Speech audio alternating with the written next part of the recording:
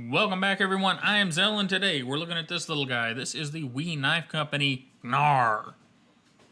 No, really, Gnar. As in, Gnar. Yeah, I looked it up. It's kind of like a growl or something. And, well, that's what Google told me anyhow in the Oxford Dictionary, which is kind of cool. So let's dig in, see what we've got with this guy. First off, a little speculating here. We got an overall length of 6.88 inches, a 2.78 inch blade length, and a blade thickness of, I believe that's 0.13. I wrote some stuff down wrong. Sorry, guys. And it's CPM S35VN 6AL4V titanium backspacer, titanium screws, titanium here, titanium pocket clip, hardened steel lock bar insert, and ceramic ball bearings and ceramic detent. So all of your standard materials. We have a handle length of 4.1. That doesn't tell us grip length though, so let's get our tools out here and we'll see what we come up with. And my little mat's moving all over the place. I thought it'd be cool to use that, but it may not.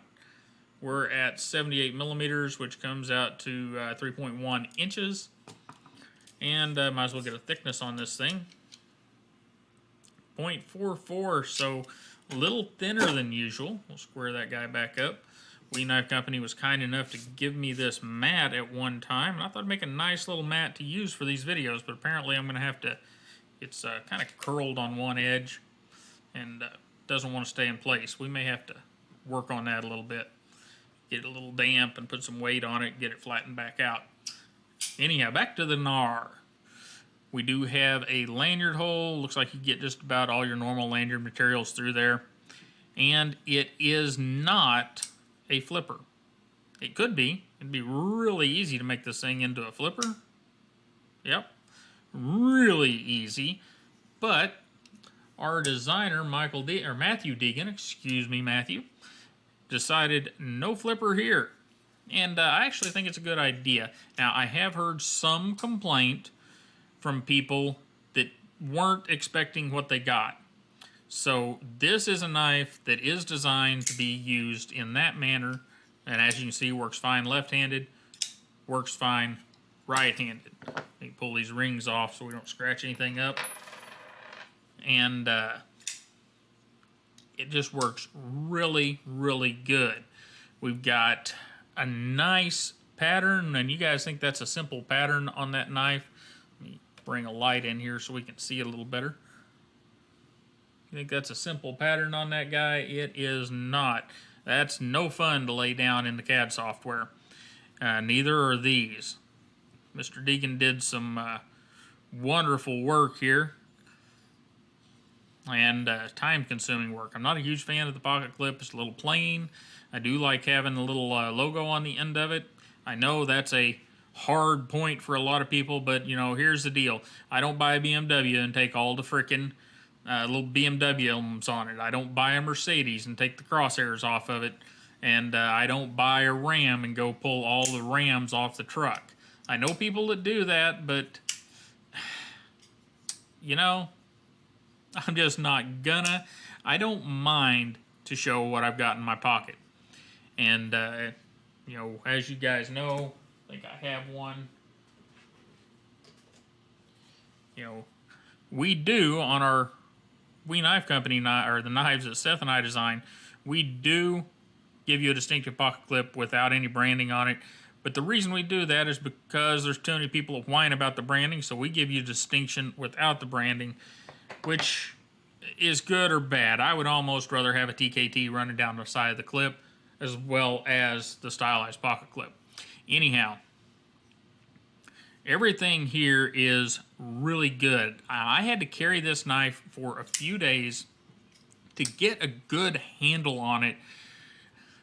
Most of the time whenever I do these overviews for you guys, I don't really carry the knives much because I'm just doing an overview, but this one really confused me. And let me explain why. We've got .13 blade stock, which is nice, makes it a little thinner, and it's got a somewhat high flat grind on this S35VN that makes it a reasonable slicer. Now, it's not a super slicer by any means. It's not going to compete with a Spyderco at all, but it's plenty sharp and gets the job done with ease. However, it's built like and designed like a heavy-duty knife, which it's not. 2.78 inches, .13 blade stock. It's just, it's medium duty, I guess. I mean, got nice little things here, like those 3 little lines for your lock bar relief instead of doing something else, doing a full cutout there. Kind of neat. I generally do full cutouts whenever I design these because in my eyes, for the knives that Seth and I design, it looks better, but on this I do like the 3 lines. So I come across this problem, and it's a fairly simple thing. The action's great. The ergonomics are good. I'm not going to say they're great because whenever I get it here, I feel like the knife is too short in my hand with that 3.1 inches of blade from here to here. But that's okay because whenever you get it here, it's perfect. It just falls the way it should. And it's devoid of any jimping anywhere, so that also takes it out of the hard use and puts it in a more gentlemanly carry, but it's still built like a heavier use knife, and that is the problem I come across. This thing does not fit in a category. It is not a gentleman's knife in the standard sense. It is not a hard use knife in the standard sense. It's something that floats amongst all of those things. And the best part is it $227 for a full TI and S35VN knife? It does a heck of a job. And this is the all black. There's a kind of a bronze color and a satin blade, I believe it is, that is super cool as well. And I think I would get the black one just because it's slightly more sinister in black. And I don't know, for me, the knife needs something. And in black, I like it. Now, I don't have anything else to go into. I will try to find something here to let you get a look at what it would be in the pocket. And I was less than prepared today, so we'll use a piece of Prusa paper. This is something you get whenever you order a Prusa printer. So there you go. That's about what you're going to get in the pocket. We'll lift that up for you. See if we can get the light in there on it. So there you go. It's going to look pretty good in the pocket. Woo, that was a little loud. Woo. Prusa uses good paper, and that just, woo, what a sound. So anyhow, I think I really need to just gnar my way out of here because, guys, if this knife appeals to you, it's great. If you're looking for something that fits in neatly itemized categories, this is not your knife. This is a lot like the Roxy. The Roxy never fit in a category. I mean, unless you want to call it a super box cutter. But a lot of people seem to love it, and I think that's kind of the same thing you're going to get out of the Gnar. And since we're here, we'll do some comparisons. I don't have all the normals up here.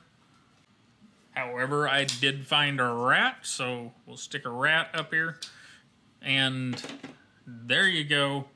It's a small knife, about the size of the Roxy, has a slight bit more blade than the Roxy, and a different ergonomic set.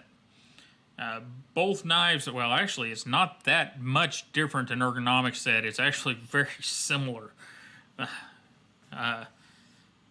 If you hold both the knives in the very same way, it's a very similar ergonomic set there, except you got an extra hook here and not quite as much safety with getting to the blade here.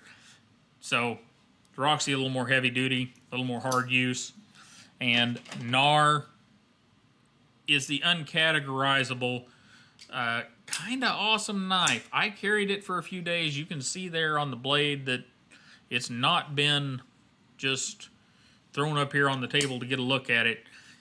And I enjoyed it. But if you guys have a category this can fit in, put it down in the comments, because I sure don't have one. All I can say is, for a knife that I didn't think I was going to like, I really, really decided that I liked the Gnar. You guys have a great day. Don't forget to like, share, and subscribe. And I will see you on the next one.